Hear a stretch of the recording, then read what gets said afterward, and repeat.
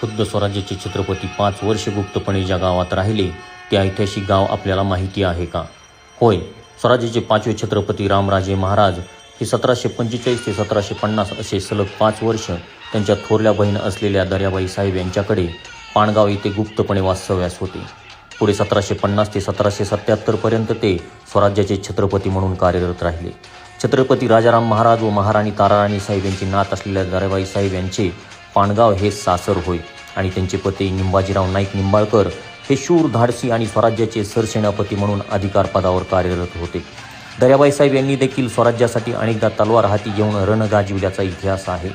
खुद्द स्वराज्याचे छत्रपती, सरसेनापती व अनेक थोर सरदार घराण्यांचे वास्तव्य लाभल्याने पाणगावमध्ये आजही भव्य वेस, 3 एकर विस्तीर्ण परिसरातील बांधीव हत्ती तलाव, पाण्याचे बारव, थोर व्यक्तींच्या समाध्या, जुने वाडे तसेच महादेव, भैरोबा, खंडोबा, नागोबा, गोपाळकृष्ण यांचे जुने